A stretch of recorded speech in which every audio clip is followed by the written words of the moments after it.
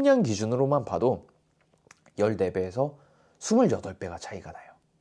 그러니까 총 공급하는 양 자체가 14배에서 28배까지 차이가 나기 때문에 이거는 사실 연면 시비로 극복할 수 있는 문제가 아니라는 거.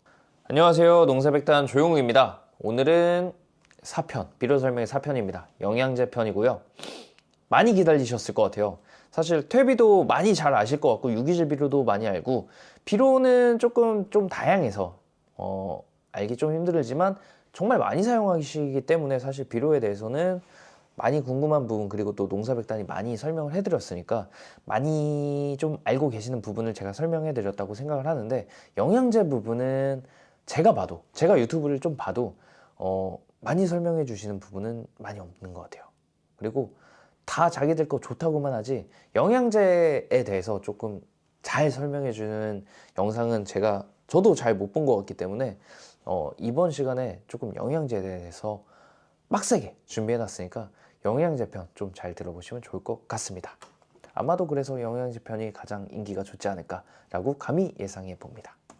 영양제 정의부터 조금 알아보도록 하겠습니다. 영양제 같은 경우에는 주로 미량원소나 아미노산, 해조 추출물, 혹은 효소가 들어있는 영양제, 그리고 호르몬제, 그리고 미생물 제제들이 보통 우리가 영양제라고 부르죠. 그리고 다양한 첨가물이 포함되어 있고, 토양계량이나 특정 식물의 성장을 촉진하는 걸 목표로 사용하는 걸 보통 영양제라고 하고, 보통 관주시비보다는 연면시비를 많이 하시는 거 알고 있습니다. 그럼 비료랑 영양제 차이점이 뭐냐? 비료 같은 경우에는 많은 양의 양분을 공급을 뿌리로 하는 게 목적이고요. 영양제 같은 경우에도 뿌리로 하는 경우도 물론 있지만 보통 소량의 양분을 연면시비로 공급하는 걸 많이 하죠. 근데 이제 연면시비로 했을 때 더 적기적시에 양분 공급이 가능하고요. 그 양분 공급한 양분의 이용 효율이 굉장히 높아집니다. 그래서 굉장히 효율적인 게 또 영양제예요. 비싸긴 하지만. 그래서 즉 전반적인 양분 공급은 비료로 하는 게 맞고요. 뿌리를 통해서 대부분의 양분을 공급하는 게 맞고요. 영양제는 약간 부가적인 느낌으로 양분 공급을 특정 생육 단계나 특정 시기에 필요한 물질을 공급하거나 좀 수세가 조금 많이 안 좋아졌다, 이런 식의 영양제를 공급하는 게 굉장히 기본적인 방법이다 라고 말씀드릴 수 있겠습니다. 네, 그러면 요 4가지, 제가 지금까지 설명한 이 4가지를 다시 한번 또 비교해 가면서 설명 한번 해드릴게요. 퇴비 같은 경우에는 유기질 비료랑 다르다라고 분명히 말씀드렸습니다. 퇴비 같은 경우에는 휴민 공급을 목적으로 해서 휴민을 공급해서 토양 환경을 개선하는 게 목적이다 라고 말씀을 드렸고, 유기질 비료 같은 경우에는 토양 환경을 개선하지 못한다 라고 말씀드렸습니다. 유기질 비료 같은 경우에는 비료랑 실제적으로 비슷한 거다 라고 말씀을 드렸고, 유기질 비료는 대신에 엄청 느린 비료 같은 경우에는 유기질 비료보다 빠르고 대신에 미생물 작용이 없다. 미생물 작용이 꼭 필요한 건 유기질 비료다 라고 말씀드렸습니다. 그리고 비료하고 영양제의 다른 점이 뭐냐 라고 말씀드리면, 영양제 같은 경우에는 대부분 연면시비로 공급을 하고요. 영양제 같은 경우에는 비료보다 훨씬 더 양분 공급 효율이 조금 좋다라고 말씀드릴 수 있겠습니다. 영양제 다시 한번 정리해보면요. 소량의 양분을 적기적시에 공급 가능하고, 연면시비로 대부분 공급하기 때문에 양분 이용 효율이 토양의 뿌리를 이용하는 것보다 훨씬 좋다. 그러면 키워드만 쭉 뽑아보면 소량의 양분을 빠르게 높은 효율로 공급하는 게 영양제의 대부분 특징이라고 봐주시면 됩니다. 대부분 미량 요소를 공급하거나 결핍된 양분을 공급하는데 굉장히 효과적이겠죠. 그리고 비료랑 가장 큰 차이점은 연면시비로 공급하기 때문에 굉장히 높은 효율을 가지고 있다라고 알아두시면 될 것 같습니다. 하지만 연면시비만이 능사가 아니고 영양제만이 능사가 아닌 게, 공급할 수 있는 양이 굉장히 소량이고요. 적은 용량임에도 불구하고 비싼 가격을 가지고 있다는 게 굉장히 큰 단점이다. 따라서 작물을 키울 때는 토양으로 공급하는 양분이 대부분이어야 하고요. 보조적인 역할로 연면시비 영양제를 이용하시는 게 굉장히 효과적이다 라고 말씀드릴 수 있겠습니다. 칼슘 편에서 제가 꼭 설명을 해드렸는데, 칼슘은 연면 시비로 공급하면 끝 아니냐 이런 분들이 굉장히 많아요. 근데 칼슘은 비료에서도 굉장히 중요한 한 세 번째로 많이 필요한 양분에 들어가기 때문에 칼슘 같은 경우에는 또 꼭 토경 시비를 해주셔야 된다라고 굉장히 많이 말씀을 드리고 있습니다. 그래서 예시를 가지고 왔는데, 연면 시비로 공급하는 거 뭐 500이나 1리터짜리 보통 뭐 15,000원 정도 하죠. 근데 여기는 보통 칼슘이 한 18% 정도 들어 있습니다. 이 18%를 뭐 이제 총 칼슘 함량으로 곱해서 봐보면 500이면 90g이 들어있을 거고 1리터면 180g이 들어있을 거예요.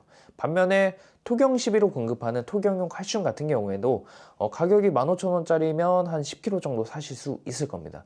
이 10kg짜리 같은 경우에는 함량이 보통 25.6 정도 들어있을 거예요. 뭐 여러 가지로 다르지만 야라 제품으로 보면은 25.6% 정도 들어있습니다.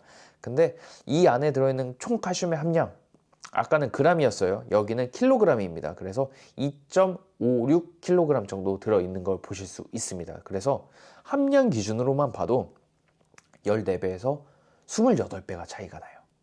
그러니까 총 공급하는 양 자체가 14배에서 28배까지 차이가 나기 때문에 이거는 사실 연면 시비로 극복할 수 있는 문제가 아니라는 거 분명히 아실 수 있을 것 같아요. 그래서 다량 원소, 중량 원소는 연면 시비로만은 공급이 불가능하다. 대신에 뭐 좀 미량 요소 부분 같은 경우에는 연면 시비로만도 충분히 커버가 가능할 수도 있지만, 다량 원소, 중량 원소, 즉 질소 인산 칼륨, 칼슘, 마그네슘, 황 같은 경우에는 연면 시비로만 공급하는 것은 불가능하니까 꼭 토경 시비를 병행하셔라 라고 말씀드리고 싶었습니다.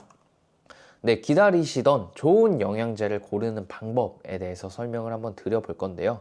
좋은 영양제를 고르는 방법 4가지 정도로 제가 준비를 해왔습니다. 첫 번째는 원료의 종류에 따라서 좋은 영양제를 고를 수 있을 것 같고요. 그리고 그 원료의 흡수성에 대해서 꼭 알고 계셔야 됩니다. 그리고 흡착성, 침투 확산성이 들어있는 영양제를 꼭 찾으셔야 되고, 양분의 함량에 대해서도 꼭 보셔야 되는 거, 이거 차근히 하나씩 설명해 드려 보도록 하겠습니다. 먼저 원료의 종류 같은 경우에는 알기가 조금 어려우신 분들도 있지만 농사백단에서 굉장히 많이 설명해 드렸습니다. 황산칼륨이 염화칼륨보다 좋다라고 분명히 굉장히 많이 말씀드렸잖아요. 칼륨의 함량은 뭐 비슷하게 맞출 수 있더라도 부가적으로 들어가는 게 황이냐 염소냐에 따라서 효과가 굉장히 많이 달라지기 때문에, 예를 들어서 뭐 18%의 같은 칼륨의 함량을 함유한 영양제가 있다고 생각을 해보십시다. 근데 이 안에 칼륨이 18%인 건 알겠는데 염화칼륨이 18%인지 황산칼륨이 18%인지 이걸 아셔야 된다는 얘기예요. 그래서 그거에 따라서 효과가 굉장히 달라집니다. 염화칼륨 같은 경우에는 황산분도 같이 가지고 있기 때문에 색이나 당도, 그리고 크기에 굉장히 영향을 줄 수 있습니다. 반면에 염화칼륨 같은 경우에는 칼륨만 있다라고 봐주시면 돼요. 염소는 거의 뭐 작용을 못하기 때문에 색이나 당도에는 거의 영향을 주지 못하고요. 크기에만 좀 영향을 줄 수 있습니다. 따라서 색이랑 당도까지 챙기고 싶으신 분들은 황산칼륨을 꼭 사용하셔야겠죠. 그리고 염화칼륨을 사용하시면은 염소 성분의 공급으로 인해서 오히려 칼륨의 흡수도가 조금 떨어질 수도 있습니다. 그래서 이런 부분까지 감안을 하시면 좋은 영양제 어떤 거 골라야 되냐 그러면 원료를 조금 아시는 거, 칼륨 성분을 공급하고 싶다라고 하면은 염화칼륨이 좋냐 그리고 황산칼륨이 좋냐, 요거 정도는 알고 계셔야 된다는 거예요. 그래서 나라면 황산칼륨을 고르겠다, 이런 판단이 꼭 서셔야 된다는 말씀 드리고 싶었습니다. 네, 그리고 두 번째로 같은 경우에는 뭐 해조 추출물 같은 게 좀 얘기가 될 것 같아요. 해조 추출물 같은 경우에도 뭐 여러 가지가 있어요. 갈조류가 있고 녹조류가 있고 홍조류가 있고 굉장히 많은 종류의 해조 추출물이 있지만 그 안에 뭐 유기물 함량만 봐서 되는 게 아니라 종류를 꼭 보셔야 된다는 얘기입니다. 해조 추출물 같은 경우에는 갈조류의 아스코필럼 노도섬이 굉장히 좋은 해조 추출물로 널리 알려져 있습니다.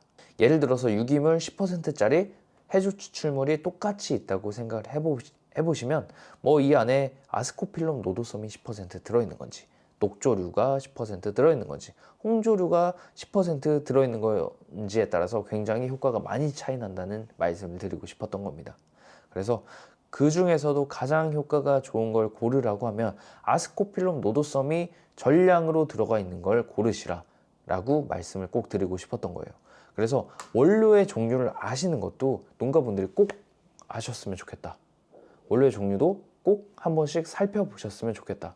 같은 함량일지라도 염화칼륨이 10%냐 황산칼륨이 10%냐에 따라서 차이가 명확하게 달라지고요. 뭐 해조 추출물 같은 경우에는 아스코필름 노도섬이 10%냐 혹은 뭐 홍조류가 10%냐에 따라서 굉장히 효과가 달라진다 라고 말씀드릴 수 있겠습니다.